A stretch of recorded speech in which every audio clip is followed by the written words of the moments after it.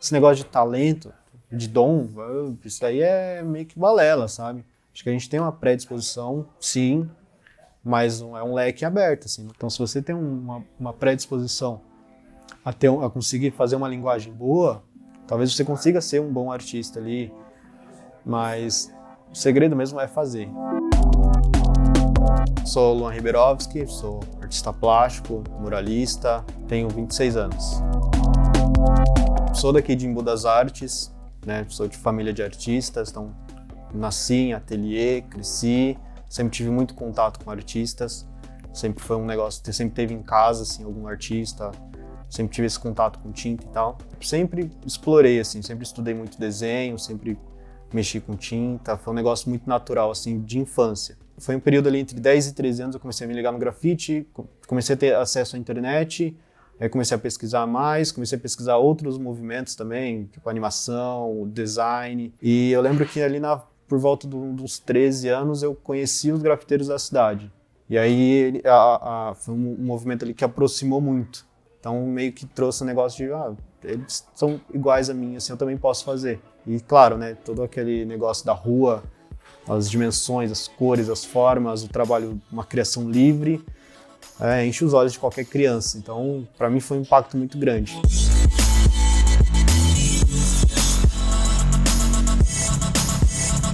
Por ter crescido assim dentro de uma família com artistas plásticos, meu pai, minha mãe, meu tio e tal, tem uma parada também que eles eram profissionais nisso, tipo, era a profissão deles. Então, além de ter um processo de desenvolvimento de estudo, tem também aquela parada de desenvolvimento de negócio. A gente acaba tendo um tato maior ali, entende como funciona mais ou menos o mercado, toda essa movimentação. E para mim foi um grande privilégio assim, para quando eu quis iniciar como carreira, assim, de fato. Quando eu dei o primeiro passo, eu percebi que eu já tinha um certo conhecimento. Então, nessa parte, assim, para mim foi um privilégio enorme. Por mais que era um período que estava meio que... Eu estava começando, meus pais estavam recomeçando também. A gente passou por um momento difícil ali. Então, era como se eu estivesse começando do zero e eles recomeçando com uma puta experiência, assim, mas também começando junto comigo. E aí foi um processo de troca ali, de aprendizado junto. Eu acabei começando uma carreira muito cedo e passei toda a dificuldade que todo mundo passa, também passei, não foi diferente. Mas por ter uma visão já melhor, assim, foi um processo um pouquinho mais fácil do que os demais, que eu acompanho hoje, dos meus colegas.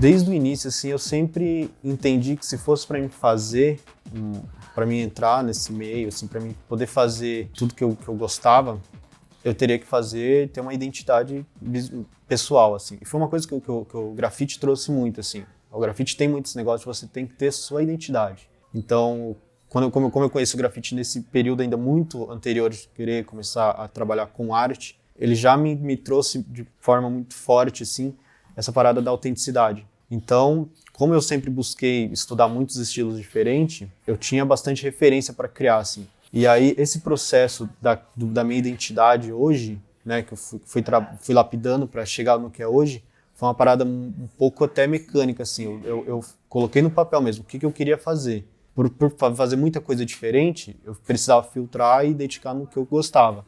Então, eu gostava de um trabalho colorido, eu gostava de fazer figura humana, gostava de fazer figura urbana, imagens urbanas. E então eu fui meio que pautando ali, filtrando, direcionando, e aí consegui ir chegando. Foi um processo assim um pouquinho dolorido ali, vai testando, vai errando, vai acertando, vai sentindo a aceitação também, vai ouvindo outras pessoas. E aí foi um processo que foi desenvolvendo ao longo do tempo. E aí hoje está no ponto que eu gostaria que tivesse quando eu comecei. Então, para mim é muito satisfatório.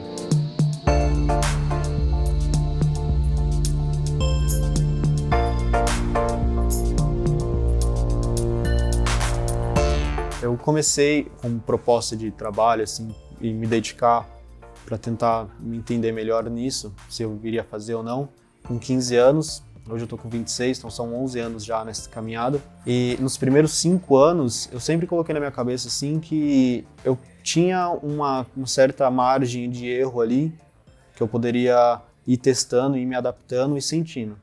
Na época eu pensava muito assim, se eu fosse arrumar um emprego normal, fora, eu ia receber, sei lá, tipo, no máximo salário mínimo. Então, eu tenho que fazer o máximo possível aqui com a arte para mim bater essa meta do salário mínimo, pelo menos. Então, os primeiros anos foi oscilando demais e tudo.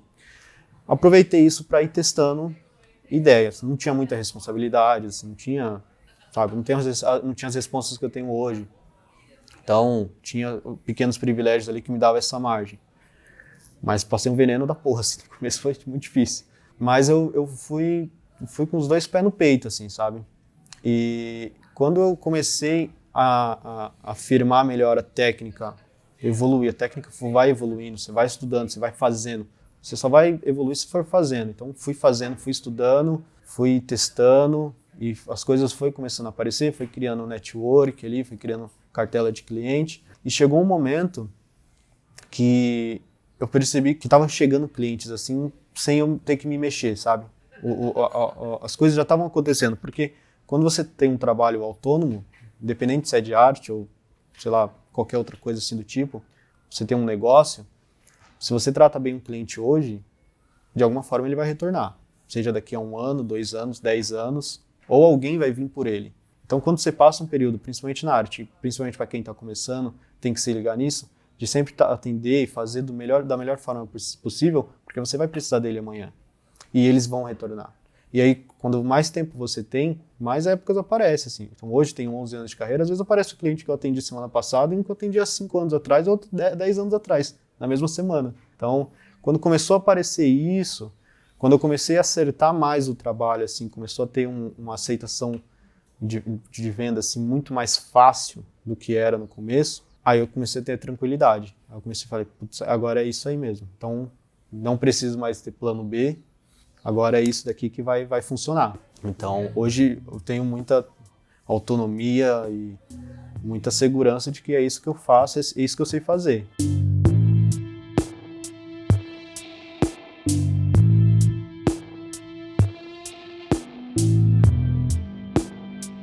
Tem uma parada assim de precificação que ela é um pouquinho delicada, né? Então, também é uma das maiores dificuldades assim, para quem está começando e para quem já está assim também.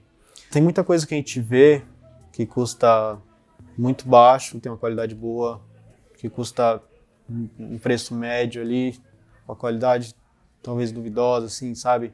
E outras coisas que é fora da realidade de 98% da população mundial. Então, a arte ela é subjetiva, ponto. O que eu gosto é diferente do que você gosta e é isso aí, tá? O que eu vou comprar para mim é diferente do que você vai comprar para você.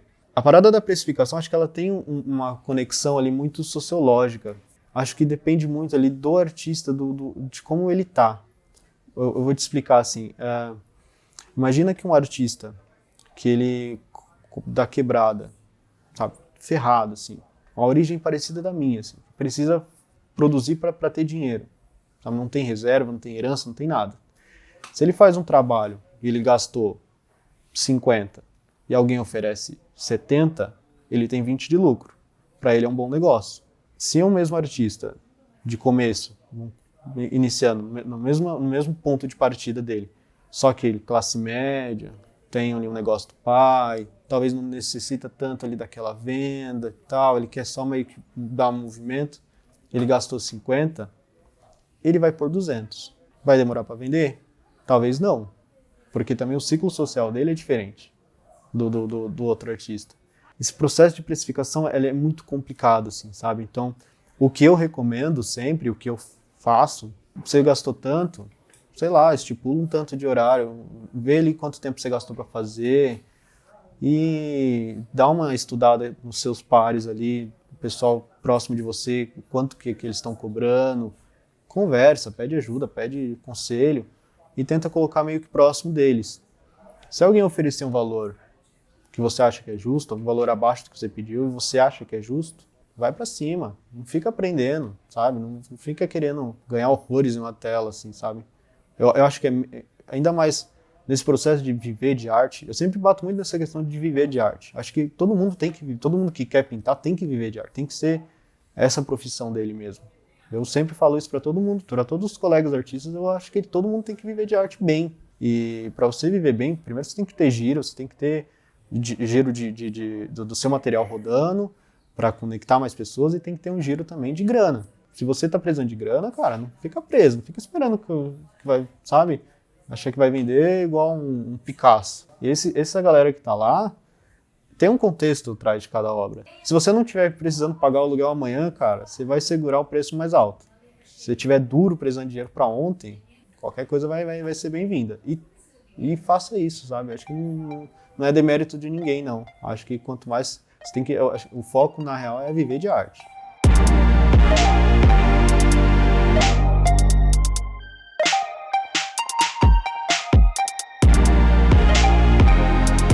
Aqui em Budas Artes está a 30 quilômetros de São Paulo, uma horinha de carro, pertíssimo. E é um universo visualmente assim, muito diferente de São Paulo. É um clima totalmente diferente. E aqui tem a feira, que é muito forte desde os anos 60.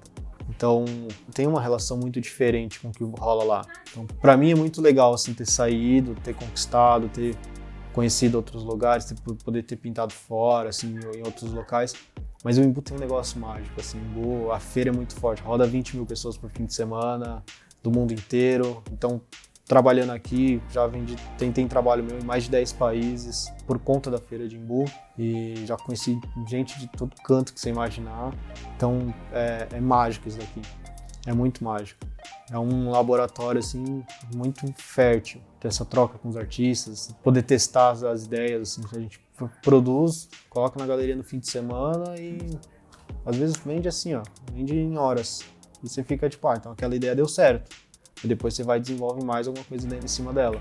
Ou não dá certo. E aí você entende que aquela proposta ali não vai rolar, então vou modificar alguma coisa. Então é um laboratório mesmo, é uma troca mais rápida, ali, mais direta.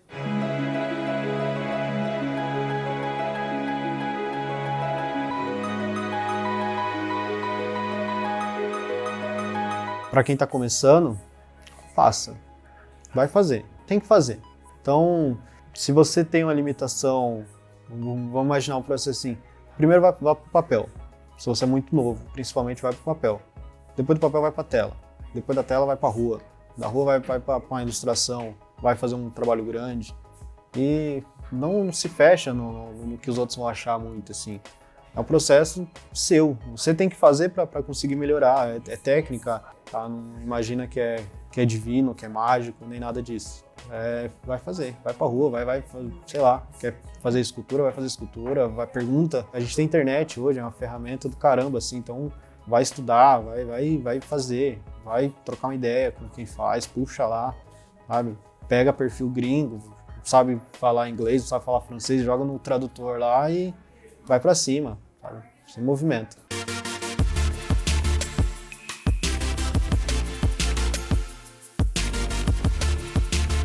É um pouco frustrante assim, a gente ver que eu tenho certos privilégios por ser homem hétero branco e consigo desenvolver com algumas dificuldades, mas consigo desenvolver de certa forma minha carreira, minhas ideias, meus planos e tudo. E amigos que são gays, são pretos e são mulheres, enfim, eles têm mais barreiras, sabe? Sempre parece que eu tenho muitas barreiras, mas eles têm um pouco mais. Alguns conseguem até utilizar isso a favor, o que eu acho incrível, assim. Conseguem passar por cima disso numa boa. Mas é uma barreira que fecha muitas pessoas. Uma esperança que eu tenho, cara, dentro do grafite até, é que o grafite é muito democrático. Então o grafite abraça muito. Por mais que não seja mil maravilhas, assim, tenha muitos relatos e tem muita dificuldade em alguns pontos para algumas pessoas, mas no geral assim ele abraça todo mundo, sabe? Então é muito democrático. Então não sei se é um pouco utópico imaginar isso, mas eu acho que essas barreiras, essas dificuldades que eu não passo tanto, passo de outras formas, não sei se é utópico, mas se nivelar isso, a esperança é que chegue próximo disso.